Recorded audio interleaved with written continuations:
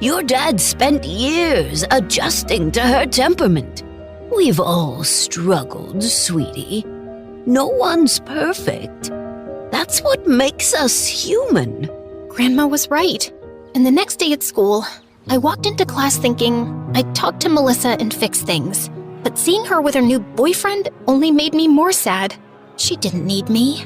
And I was ready to leave when Mario stepped in my way. You look sad. Let me guess. Your boyfriend did something again? I'm not sad. And Alan's not my boyfriend. Not anymore, that's for sure. Great. I mean, I'm sorry to hear that. You know, there's this cute ice cream place that serves the best sundaes. No pressure, but I have a feeling you could use some company right now. I did need a distraction, so I agreed. And to my surprise, it wasn't so bad. He was funny, sharp-witted, and surprisingly easy to talk to. The more time I spent with Mario, the more I found myself enjoying his company. And I started thinking we could be more than just friends. Until things started to get a little creepy. He kept asking about my grandparents, how they started their business, whether they were still inventing new technology, and if we could visit their labs. And weirdly enough, he was super curious about Alan. So, is Alan from this town? Nope. Then how did you guys meet? Through my parents. Do you have some pictures of the two of you? I don't have a social media account, so I haven't really seen how he looks. Why do you care so much? I don't. I'm just curious. Well, if you're so interested in Alan, maybe I can set you two up on a date. You're funny. Mario's behavior seemed really off. So one night, I decided to do some online digging.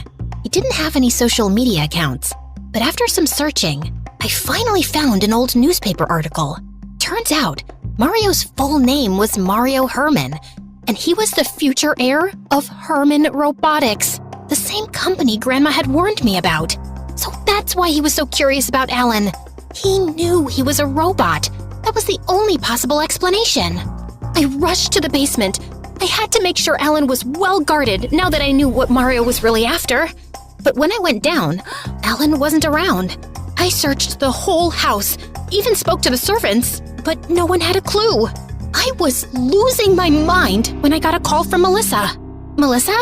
Hey, come and get your creepy boyfriend. He's in my house forcing me to meet you because your emotional stability is his #1 priority. Oh my god.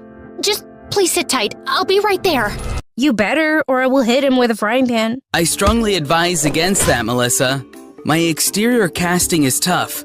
Your fry pan will sustain irreparable damage. You see what I mean? He's crazy. I immediately rushed to Melissa's house, which was just a few blocks away. I barged into her room, and there, in the middle, stood Alan looking confused. I stepped toward him and reached into my pocket, pulled out the key, and inserted it into the small slot on his back. In an instant, Alan shut down. What was that? What did you do to him? Nothing. He's just resting. That's it. I'm calling the cops. No, wait! Melissa, let me explain. I told Melissa everything about Alan, how he was a robot and how my grandparents made him for me, and Melissa just looked shocked. He's a robot? How? He looks so real. Yes, and I thought I could control him, but clearly I was wrong. But the worst part is Mario. I gave him a chance, but I've just found out he's about to inherit our rival company, Herman Robotics. He was using me to get to Alan. I'm sure of it. No wonder he was so persistent about meeting you. Ugh, I'm so sorry, Alina. I shouldn't have pushed you so hard to go out with that weirdo. It's okay. You didn't know. But now, I have a plan, and I need you. Whatever it is, I'm in. I gave Melissa a rundown of our plan, and she loved the idea. We needed a boy to help us out, and she convinced her boyfriend to be a part of it. The next day, we got to work. Mask, makeup, colored lenses, and clothes that made Melissa's boyfriend look almost too perfect to be human. Once everything was in place, we set the plan in motion. Morning, beautiful. Is everything okay? Not really, no. It's Alan. He wants to get back with me, but I told him that I like you. And now, he's mad. He says he wants to fight you, but I don't think you should. Instead of looking concerned, Mario's smirk only deepened. This was perfect for him. A chance to finally face Alan in person. You think I'm scared of him? When does he want to meet? I'll be there. He's waiting for us in the school courtyard. But please, Mario, don't go. Don't try to stop me. Mario puffed out his chest and marched toward the courtyard, and I ran after him. As soon as we reached the courtyard, I pointed to the bench where Melissa's boyfriend sat posing as Alan. I know what you are. A guy trying to read in peace. Oh, you think you can fool me, you freak of nature? Get up and fight me. Let's see what's under this sleeve. I bet everyone here would love to see some gears and wires. Dude, let go. But Mario kept tugging at his sleeve, trying to rip his shirt. Just then, a big burly guy stepped in. Mario's brother.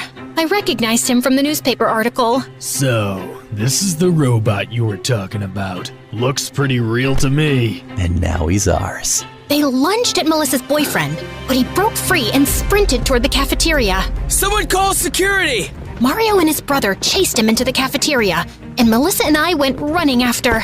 Just as we arrived, Mario hurled a chair at Melissa's boyfriend, and it crashed into a vending machine, sending a loud crack through the room. And all the students froze in place.